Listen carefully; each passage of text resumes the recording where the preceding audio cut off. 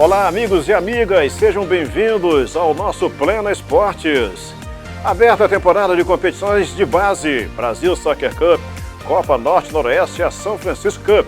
Praia dos Cavaleiros em Macaé cedia neste sábado o Macaé Master Bodybuilding. No futebol, Cardoso Moreira realiza peneira e começa a montar o seu elenco para a Série C. Na B1, Goitacazes e Macaé, Carapebus, tem reunião no Rio para tratar de patrocínio oficial. Na A2, conheça o perfil de Wendel Costa, técnico do Americano para a temporada 2026. O nosso bate-papo é com o advogado Pedro Zanon, que foi o primeiro reforço do Goitacazes para a vitoriosa temporada do ano passado. Para Menezes Distribuidora Força do Trabalho, está no ar o nosso Plena Esportes. Além de trabalhar com as melhores marcas, a Menezes Distribuidora gera empregos e renda. Menezes Distribuidora, a força do trabalho. A Praia dos Cavaleiros em Macaé cedia neste sábado, dia 28, a primeira etapa do Macaé Master Bodybuilding 2026. Com inscrições abertas, a competição tem vários atletas já inscritos, já confirmados. O evento marca o início de mais uma temporada do circuito que há 11 anos movimenta o esporte em Macaé. As categorias são Musa mais 30, Master de 36 a 39 anos, Grandmaster de 40 a 44 anos, Legend de 45 a 49 anos e Grand Legend 50 a mais, além de Open masculino e feminino de qualquer idade. O evento terá mudanças no quadro técnico e reformulação no sistema de notas, buscando ainda mais transparência e dinamismo nas baterias. Está aberta a temporada de competições de futebol de base na região. Após a realização da Rio Cup, a Liga Macaense de Desportos dá início à Brasil Soccer Cup Sub-14 entre os dias 26 de março e 4 de abril, com sede em Macaé e subsedes em Quissamã e Carapebus. O evento, que terá participação de grandes clubes brasileiros como Santos, Cruzeiro, Palmeiras, Atlético Mineiro, os 4 maiores do Rio de Janeiro, os macaenses Independente, Serra Macaense, Barreto Kids e W10, além de representantes campistas como a FAP, CRA, Escolinha do Joelson, num total de 32 participantes. Já Cardoso Moreira sediará nos dias 11 e 12 de abril a Copa Norte-Noroeste de Futebol de Base, organizada pelo desportista Carlos Magno Graça, contemplando as categorias Sub-7, Sub-9, Sub-11 e Sub-13, além, claro, do Sub-14. Dentre as equipes confirmadas estão Botafogo Academy Campos, Inter Itaperuna, Projeto Craque e Cidadão, Núcleo Boa Vista, Brasil Talentos e Pádua Academy Futebol, entre outras equipes, evidentemente. Já a primeira São Francisco Cup está marcada para os dias 18 e 21 de abril. As categorias são Sub-11, 13, 15 e 17, com sede única em São Francisco de Itabapuana. No futebol profissional, começou nesta terça-feira a peneira do Cardoso Moreira, visando a montagem do seu elenco para a Série C. São 3 dias de muito trabalho do treinador Ronaldo Paixão e sua comissão técnica, que culminará com a realização de um amistoso como teste final para os pré-aprovados. Nesta quinta-feira, Goitacazes, Carapebus e Macaé se farão presentes numa reunião em que será definido o patrocínio da Loterge na Série B1. E tem tudo para rolar. E se rolar, será um grande reforço para os clubes da Série B1. Esta reunião acontece no Rio de Janeiro. O Americano anunciou o treinador Wendel Costa como seu novo comandante para a temporada 2026. Aos 51 anos de idade, com mais de 16 de experiência, o novo técnico do Americano é destacado por seu trabalho estratégico e capacidade de transformar grupos em vencedores. O treinador tem um histórico de revelar jogadores importantes, como Gabriel Pires, do Botafogo, Marcelo Benevenuto, do Fortaleza e Jefinho, do Lyon. Por esse seu perfil de revelar nomes, se credenciou dentro da política da SAF Alvinegra, que já tem 95% do elenco já contratado, isso de 30 atletas, e desses pelo menos 11 são oriundos da categoria de base. O Wendel Costa coleciona passagens por Olaria, Bangu, Cabo Friense, Resende, Angra dos Reis e América. E por falar em americano, na próxima segunda-feira sai a tabela da Série A2. A seguir, o nosso bate-papo com o camisa 10 do Goitacás, Dr. Pedro Zanon, advogado do Goitacás, que participa do programa e conversa conosco sobre a temporada 2026. Até já! Vivemos na era da inteligência artificial. Tudo muda o tempo todo. Está tudo cada vez mais rápido. Eles escrevem, falam, até pensam por você. Mas no meio de tanta informação, quem te mostra o que é verdade? Na Folha 1, o nosso compromisso é com a verdade dos fatos e responsabilidade. Acesse folha1.com.br. Folha 1. A diferença está na qualidade. Além de trabalhar com as melhores marcas, a Menezes Distribuidora gera empregos e renda. Menezes Distribuidora, a força do trabalho. Lojas Elis e Colégio Bittencourt apresentam Maneva. Sábado, 7 de março, no Rancho da Ilha, em Campos. Apoio Rafaela Boss. Realização Alternativa Entretenimento. O rádio sempre esteve presente em nossas vidas. Na sua casa, no seu carro, no seu dia a dia. Com o passar do tempo, o jeito de ouvir mudou, mas a companhia e a credibilidade continuam as mesmas. A Folha FM 98,3 está com você em todas as gerações. Ouça a Folha FM 98,3 no site, streamings, Alexa, aplicativo e nas redes sociais, com notícias confiáveis e música de qualidade.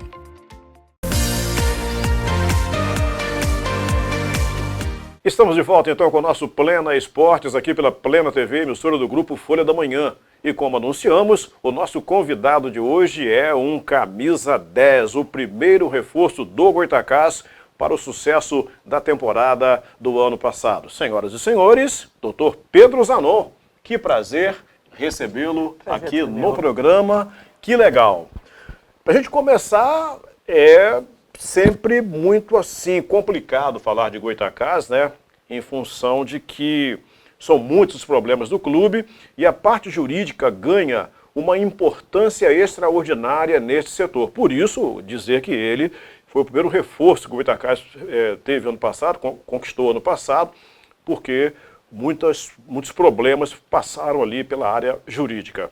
Doutor Pedro Zanon, qual é a avaliação que você faz da atuação jurídica do Goitacás no ano passado? Porque foram muitas conquistas a partir, inclusive, do início aí, de jogar em casa com público pequeno e depois, então, a liberação com a pena cumprida imposta pelo tribunal.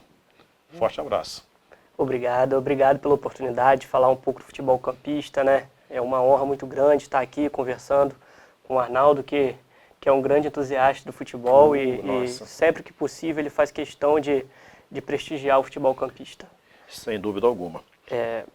A avaliação, doutor, do ano passado. Sua área foi uma área bastante... Isso tudo começou, né, no início do ano com o cumprimento do manual de licenciamento junto à federação e o sub-20 profissional, que a partir do momento que você está licenciado são competições obrigatórias. E ali pipocam os problemas. Os problemas iniciam com transfer bans, que são restrições de inscrição de atletas que são impostos pela Justiça do Trabalho. Né? Quando a gente assumiu o clube, a gente tinha ciência de um transfer ban e com a visibilidade da atual diretoria, com o presidente Serginho e com outros colegas que, o Leandro Nunes, o Amaral, eles fazem questão de levantar o nome do Goitacás, eles dão muita visibilidade ao clube. E é um trabalho que a atual diretoria vem construindo nesse sentido, começaram a pipocar diversos pedidos de transfer ban. Então, ao total, só na temporada passada foram 9. Nossa! A gente conseguiu alguns mandados de segurança para reverter, e em 2 dos processos nós não conseguimos mandado de segurança porque eram situações consolidadas já. Né? Foram acordos cumpridos pelo Goitacás que não tinha da gestão anterior e que não tinham que fazer. Então, para disputar, a gente tinha que pagar.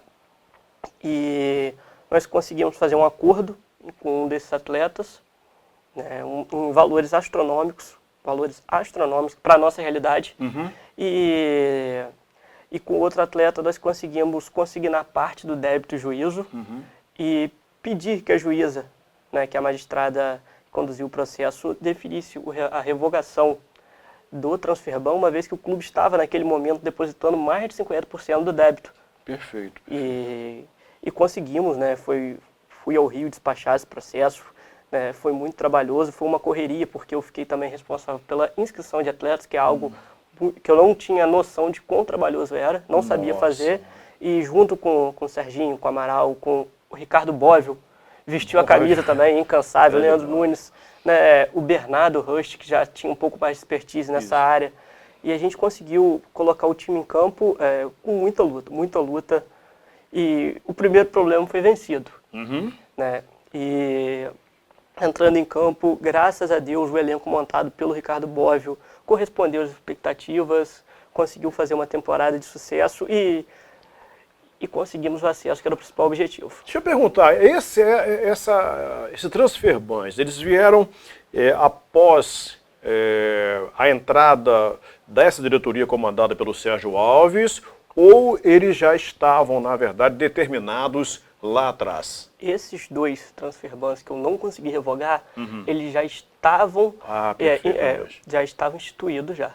Um, há muito tempo, né, já tinha um certo tempo, desde 2024, só o melhor juízo, e o outro ele tinha decisão, mas a federação não havia sido intimada. Perfeito. Então a gente tinha ciência da decisão, mas não tinha ciência desse transferban, porque ele não havia sido direcionado para a federação ainda.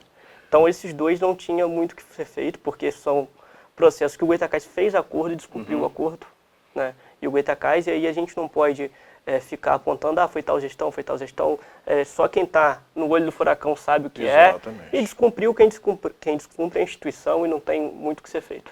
Ô, doutor Pedro Zanon, uma pergunta interessante.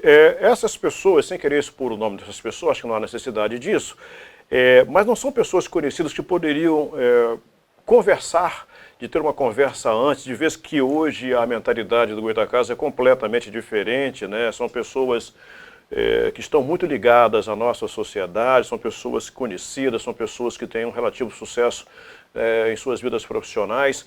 Então não seria possível conversar com essas pessoas e resolver isso de maneira por dentro da justiça, sim, porque lamentavelmente isso é obrigatório. Hoje não dá para fazer acordo, eu faço aqui assim, não dá para fazer assim, mas tem que ser via justiça. Mas de forma mais tranquila, digamos assim. Então, inicialmente, pelo menos na minha opinião como advogado, o transferban, ele acaba sufocando o clube.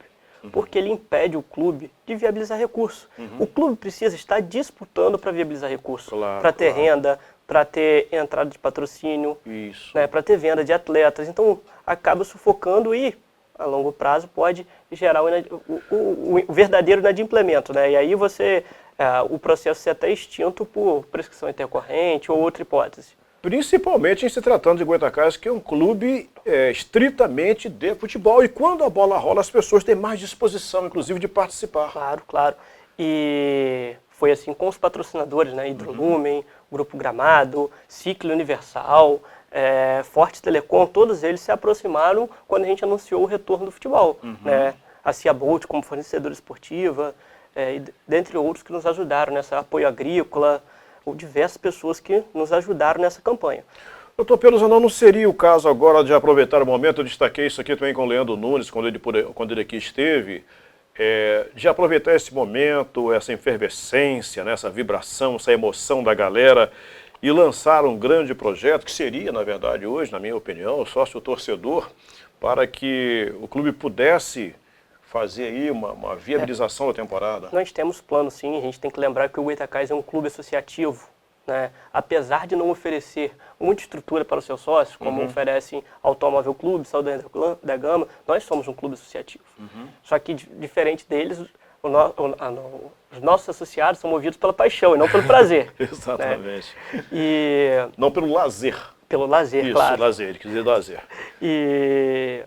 E nesse ponto a gente tem sim interesse em fazer um grande plano de sócio-torcedor, mas um plano profissional, estruturado, com um site oficial, que a gente já tem o domínio, a gente já tem pessoas apontadas para fazer, e pessoas que eu digo são profissionais que estão acostumados a fazer para grandes clubes, né? Nós buscamos esse profissional fora da cidade, né? Fazer algo bem macro, bem amplo, para que a gente possa, sim, fazer um plano de sócio que dê condições, atraia sócios torcedores e ajude o clube a angariar fundos para continuar lutando, para continuar sobrevivendo.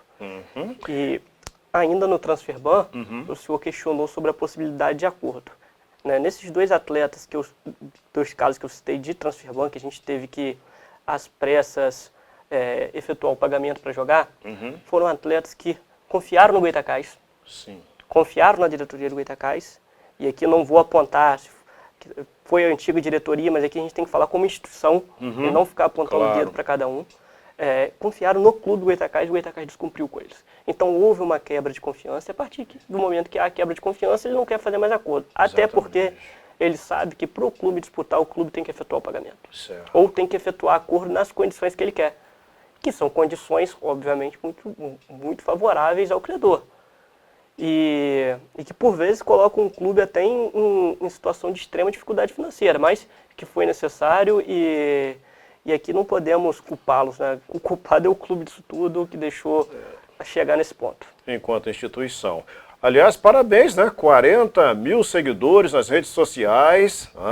Que maravilha, hein? É uma vitória. Não é para qualquer um, não, hein? Isso é para poucos, para um clube que disputa a terceira divisão do futebol do Rio de Janeiro. E aqui, ainda continuando nisso, Pois não, uma notícia, acho que de primeira mão, só a diretoria sabe, nós conseguimos agora a centralização das execuções, né? Reunir todas, é um regime de execução especial forçado, imposto pelo TRT, a gente conseguiu algo que, no nosso entendimento, vai suspender os transferbans esse ano, vai organizar todo o passivo trabalhista do Goytacás Futebol Clube, pelo menos aqui no estado, e a gente fazer um plano de pagamento dentro das nossas condições, porque não é interesse do Goytacás continuar inadimplindo. Trocando em miúdos, isso é colocar toda a dívida na mesma vara, né, com o mesmo juizado, e aí faz-se um acordo com esse juizado, o clube vê o que ele tem rigorosamente condições de dispor, né, por mês para atender a esse acordo. Vai pagar 12 mil reais, mas está inteiro, 12 mil reais. 12 mil reais por mês, todo mês na justiça. E isso evita, evidentemente, ações essas que estão vencidas. Até porque, do ano passado para cá, o Goytacás não teve nenhuma ação. Não. E não ficou devendo a ninguém. Isso, conseguimos cumprir com todos os profissionais que trabalharam.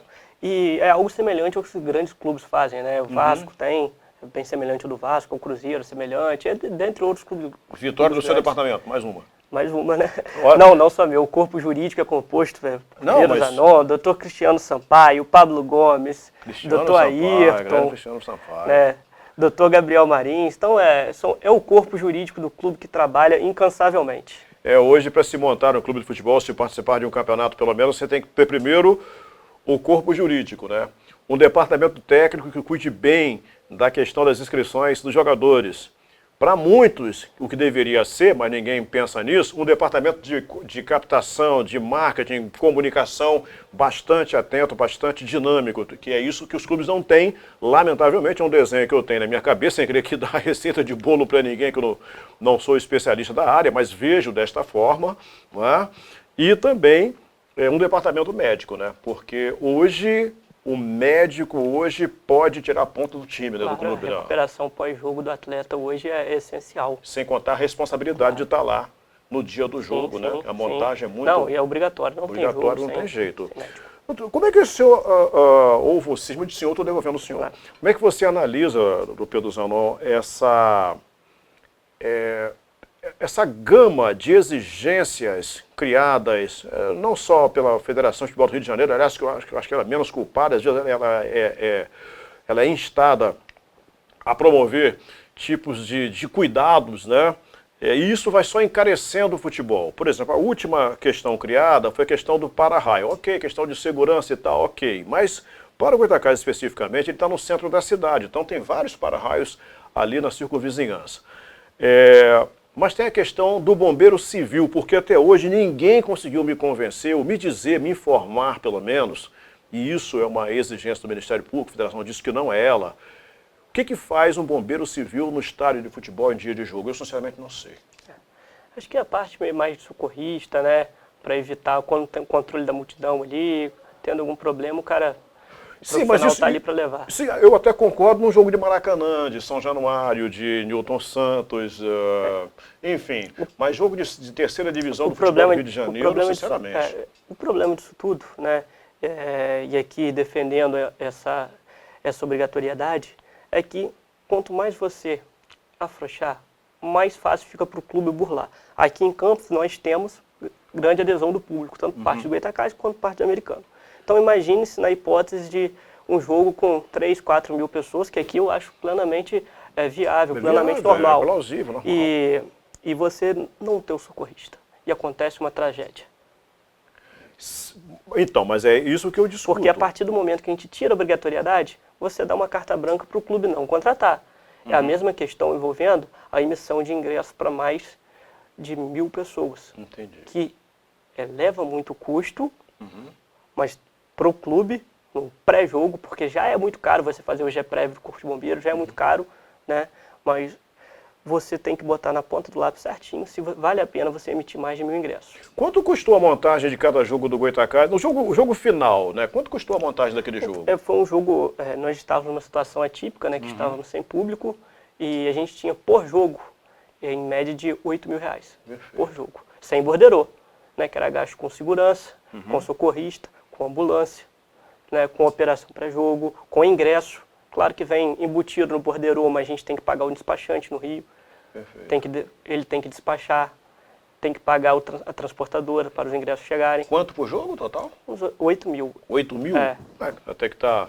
Agora, no último jogo, esse valor, eu estimo, não vou dizer que dobrou, mas eu estimo uns 12, 13 mil reais, porque a gente teve que aumentar o número de efetivo.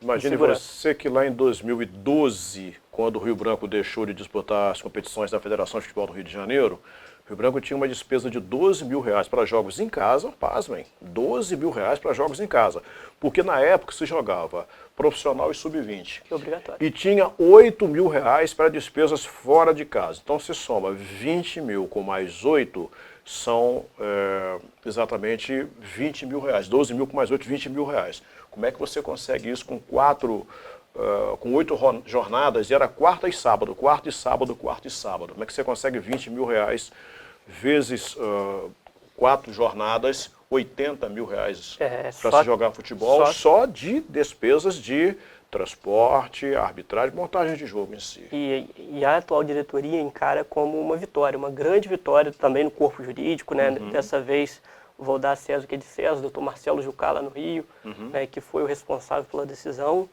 de conseguir a liberação do estádio, né? A gente tinha um impedimento, a decisão do TJD impediu o Goytacazes de disputar em Campos. Certo, então, exatamente. E a gente não tinha para onde ir, né? E o custo de um estádio gira em torno, por jogo, de 7, 8 mil, além de todas as despesas que eu falei de logística, o transporte de segurança, transporte, alimentação, dependendo da distância, né, a hospedagem, porque hoje você ter o repouso pré-jogo é essencial. Isso. E foi uma vitória do corpo jurídico jogar em casa.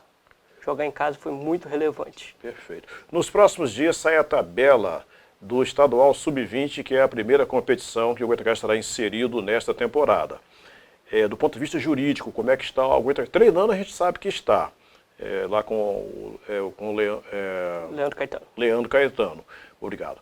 E do ponto de vista jurídico, hoje alguma coisa impede que o Goytacazes entre em campo, porque ano passado o Sub-20 não entrou na primeira rodada em campo, o profissional também não entrou na primeira rodada em campos, e este ano, 2026. Por hora, atualmente a gente tem um transfer ban que impede. Mas a gente tem uma expectativa do corpo jurídico de que com essa decisão que é bem recente da centralização das execuções, a gente consiga afastar esse transfer ban e a gente dispute sem maiores intercorrências. Perfeito. Legal, bacana. Tomara que assim seja, tomara que se confirme isso para que o torcedor possa, na verdade, já sentir o gostinho, ir para o jogo Sub-20 comemorando ainda o ano passado. Ano passado foi bem legal, os jogos do Sub-20 contaram com grande adesão do público. Os jogos são quinta-feira, 3 horas da tarde, a gente tinha 600, 400 pessoas, 700 pessoas. Agora, doutor Pedro Zanol, urge fazer um trabalho educativo com o torcedor que vai aos Jogos Sub-20. Gente, torcer não é partir para dentro do adversário como se fez com o Belfort Roxo no ano passado. E aquilo ali rendeu, pegou um delegado muito exigente, e ali o que aconteceu? 10 mil reais de multa para o Goytacás, ele carregou na súmula, colocou de maneira errônea que o Goytacás teria desligado a energia elétrica. Imagina com que interesse, eu digo isso que eu estava na transmissão daquela partida pela Goita TV, numa iniciativa do Madalena e tal, com a participação do meu querido amigo Anderson, que da empresa de televisão que transmite lá, fugiu aqui o nome. De qualquer forma, enfim. E aí houve aquele problema, a transmissão saiu do ar, inclusive, Anderson Lima. E aí saiu do ar, inclusive, com recurso de bateria, recurso à estrutura da empresa, a gente conseguiu voltar à transmissão. Então não teve nada disso, quer dizer, aí você pega uma situação complicada, né? Na verdade, né, o delegado relatou essa situação envolvendo o corte de energia, mas não houve corte de energia. Não houve. Corte não, perdão, né? Que o Goytacás propositalmente desligou. Jamais. O que aconteceu foi que faltou luz em toda a região. E foi assim, no bar de Mitingas, ali na esquina. Foi assim, né, presumo eu, lá no outro bar, César, que tem na outra esquina. Isso. Estourou um transformador naquela região e, naturalmente, ocorreu a queda de luz. Mas isso no tribunal foi fácil, coisa, porque como é que ele é quem para dizer que foi desligou? Nós conseguimos reverter a punição em relação ao suposto corte intencional de energia, Que coisa desagradável. mas ainda assim foi aplicada a punição pela desordem da Praça de Desportos, né? Então, o torcedor do Goytacás precisa entender que torcer é o clube importante. pagou agora, recentemente, a multa de 10 mil reais ao término da temporada. Nossa. Porque nós contamos com a boa vontade da federação, que, diga-se de passagem, foi incansável em ajudar não só o Goytacás como outros clubes. Eles foram incansáveis. Sem eles não conseguiríamos disputar de forma tranquila, não conseguiríamos chegar ao título. Ajudaram com o registro, ajudaram com recebendo a diretoria do clube em reuniões. Isso. E dentre outras situações que ocorreram, não só com o Goytacás, mas com todos os clubes. A federação, ela ajuda bastante os clubes de futebol. Então essa, portanto, é a grande notícia. O Goytacás consegue reunir toda a sua dívida de que está judicializada numa vara única e com isso vai promover aí um acordo para que o clube possa seguir em paz, sem celeumas jurídicas, que é uma questão muito importante, um processo jurídicos aí, são processos jurídicos que têm atrapalhado bastante a vida do Goytacás, então teremos um 2026 bastante promissor. Sim, assim espero, né? Pelo menos da parte jurídica a gente trabalhou muito para chegar a esse processo, para chegar a esse ponto. Né? Fui inúmeras vezes ao Rio, ao TRT, conversei, despachei com o relator, a gente conseguiu essa decisão favorável, mas é uma decisão que a gente já vem fazendo uma auditoria interna do clube, reunindo o processo, pagamos alguns acordos, nós conseguimos quitar, que eram débitos de 2009, 2010, 2012, e a gente conseguiu ao longo... Nossa, vem de longe, hein? Chegar a um denominador comum que conseguimos também respeitar decisões que era comum no Goytacás respeitar. Vinha penhora de aluguel, criava-se subterfúgios para você é aquela história, né? Não deliberadamente, mas você tem que sobreviver, Sim, então você tem que dar um jeitinho, claro. né? Esse jeitinho acabou pipocando na mas sequência, assim, né? Anos depois. Na atual diretoria, a gente cumpriu com todas as decisões que obrigavam o clube a depositar aluguéis. E a gente depositou todos que foram pagos ao Goytacás, eu gerava, nem recebi. A gente mandava a guia de depósito e o locatário pagava a guia. Para a gente fechar, não é a sua área, mas talvez você possa responder. Aquelas lojas do Goytacás, aquilo ali tem algum problema de alugar? Como é que é aquilo? Não. Como é que está aquela situação? Inclusive, a gente vem buscando locatários, estão todas prontas para alugar. São 27 lojas anexas ao estádio e hoje, infelizmente, nós temos 3, salvo o melhor juízo, alugadas. Quantas? 3. 3. Das 27. De 27, 3 realmente.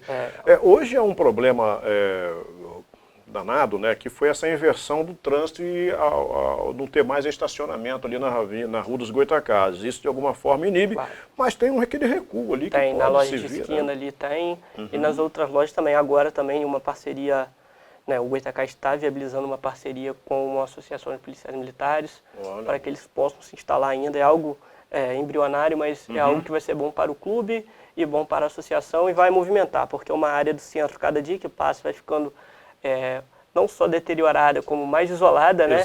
Pouco ocupada, e quando a gente traz movimento para aquelas áreas, você ajuda o Goytacazes. Perfeitamente, né? É bom que assim seja realmente. Sucesso para o Goytacazes Futebol Clube. 40 mil seguidores nas redes sociais. Uma marca realmente extraordinária. Doutor Pedro Zanon, que prazer tê-lo aqui. Muitíssimo obrigado pela presença. Espero que o Goytacazes consiga aí seguir o seu melhor caminho. Camisa 10 ano passado, viu? Olha, remover as questões todas lá que embrulhavam o Goytacazes ali não foi fácil, não. De qualquer maneira, isso que é legal. Grande abraço, obrigado. Prazer grande, viu? Prazer Saúde todo meu. Desejar não só para o Goytacazes, como também para o Americano e para o Roxinho uma Você boa tem um temporada. amigo no Americano que é nosso no grande, Roxinho também. Nosso grande Wagner Xavier, que bom. E é o Cardoso também, que está retornando agora, né? Isso, tem amigos lá também. Saúde e paz. Abraço. Valeu, doutor Pedro Zanon, participando conosco aqui do programa, que chega ao seu final, com a direção de imagens e coprodução do nosso Paulo Marques, com a direção comercial da Valéria Ferraz. Aliás, um beijo para você, viu, Valéria? E a direção geral do Gustavo Abreu Carvalho. A gente volta a qualquer momento na programação da Plena TV do Grupo Folha da Manhã. Até mais.